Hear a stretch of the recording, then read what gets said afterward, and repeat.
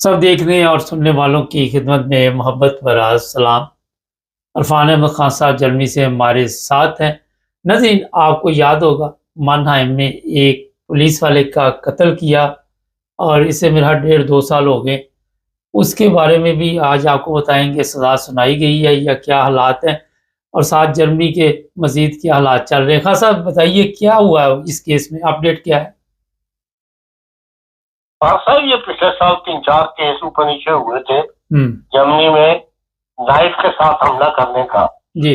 और ये जिस केस का आप जिक्र कर रहे हैं, ये मनहाइम के अंदर जो है वो एक पुलिस वाले को छुरी मार के हलाक किया था। हुँ।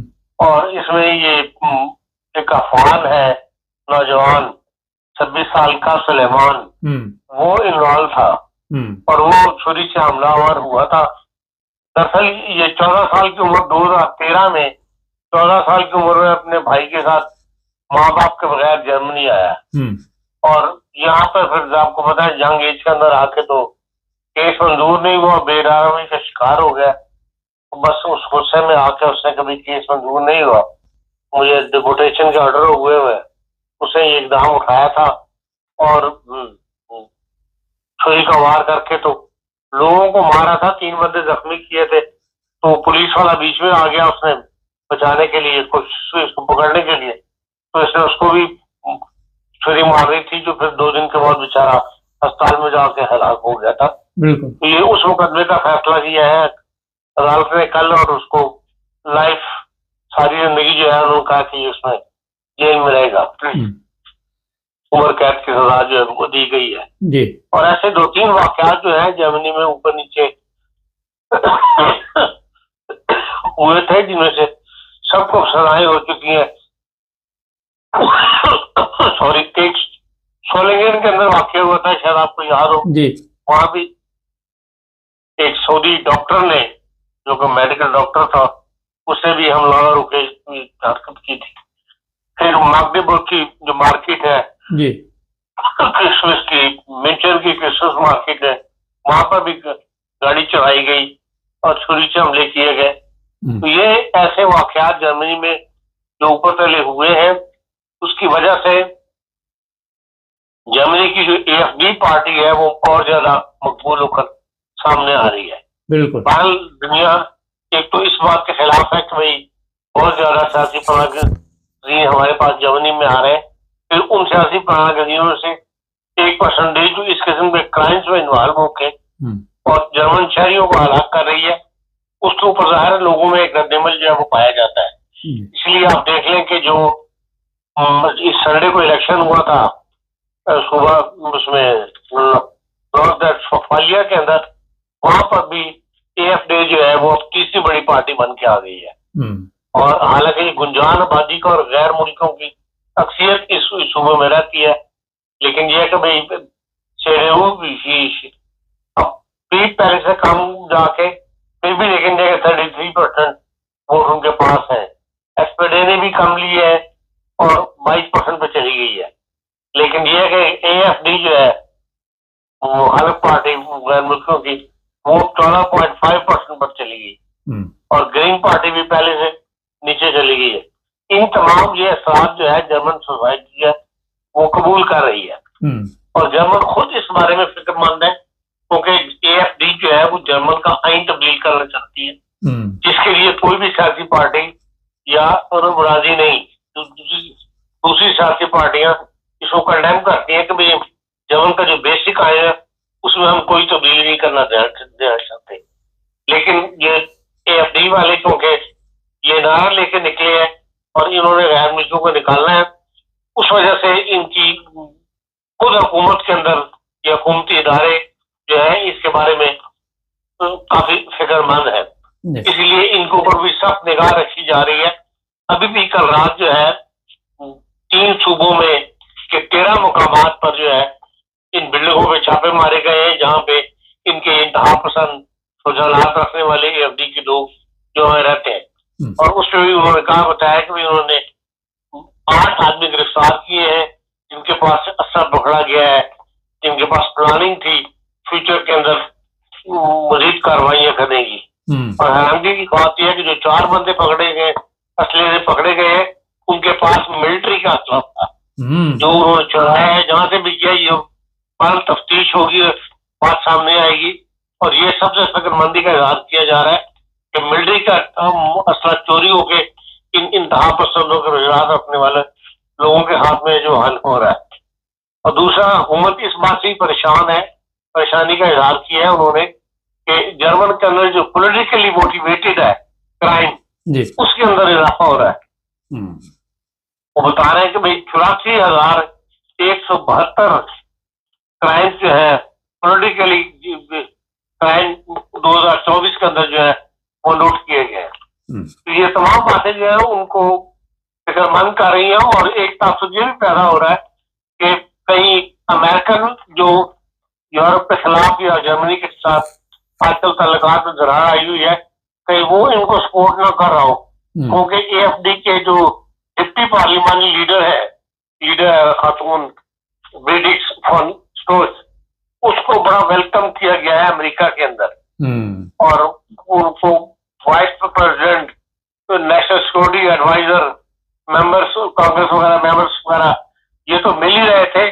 अब उन्होंने जो जर्मन के सदर ट्रंप है उनके साथ भी मुलाकात की है। और कहा जाता है कि भाई ये बड़ी एक खतरनाक औरत है। इसका दादा जो था वो हिटलर के जमाने में फाइनेंस मिनिस्टर था। और AFD के जो तहरीक चला रही है कि भाई हम आइन बदल लेंगे, उसने बहुत ज्यादा नुमाया है। तो एक ये है और एक योखीम पाउल है, वो भी इस वक्त पार्लियामेंट का मेंबर है। ये दोनों आदमी जो है AFD में बहुत AFD के पॉपुलर हो रहे हैं और इनको बहुत खतरनाक समझा जा रहा है जर्मन के आइन के लिहाज से। और लेकिन ये इनको दोनों को अमेरिका के अंदर बहुत वेलकम किया गया है और बहुत ज्यादा इनको भाव भगत की जा रही है। उससे जर्मन भी ये खतरा पैदा हो रहा है कि कहीं जर्मनी के अंदर जो है नेशनलिज्म पार्टी को उभारने में अमेरिकन पॉलिसी जो है उसका हिस्सा ना हो और अमेरिकन इसका मुदाखलत करके मजीद जर्मनी को कमजोर करने के लिए ये कार्रवाई ना कर रहे हो। बहरहाल इस किस्म के आजकल मिले जुले रुझान जो है वो सियासी तौर पर चुनाव में पाए जा रहे हैं, जिससे बहरहाल फिक्रमंदी भी है उन लोगों को जो बात की ताकतें यहाँ आकर ये वो दूसरी कौमियतें जो आके जर्मनी में आबाद है, कि उससे बचना चाहिए कि भाई आपस में कोई तहजीबों का टकराव ना हो किसी सूरत में।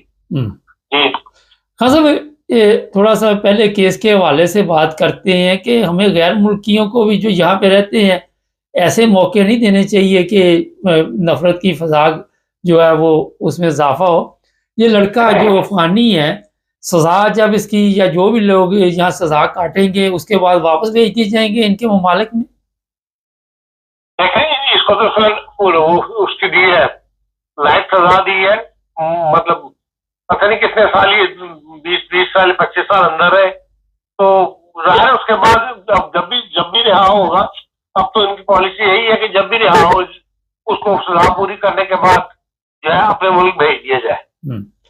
अच्छा, एक चीज मैं भी बता दूं अपने देखने वालों को कि पिछले दिनों इंग्लैंड और पाकिस्तान में भी ये मुआहदा कोई पाया कि जो भी जराइम पेशा अफराद होंगे वो अगर उन्हें कोई सजा यहाँ पे होगी तो काटेंगे पाकिस्तान जाके।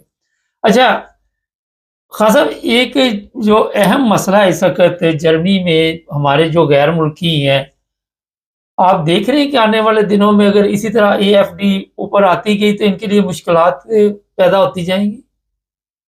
नहीं, अगर AFD बड़ी पार्टी बनकर सामने आ गई और ये नजर ऐसा ही आ रहा है कि अगले 10 साल के अंदर जर्मनी के अंदर एक बड़ी तब्दीली देखने में आएगी और AFD जो है वो बड़ी पार्टी बनकर, सबसे बड़ी पार्टी बनकर यहाँ पर हुकूमत बनाने में कामयाब हो जाएगी।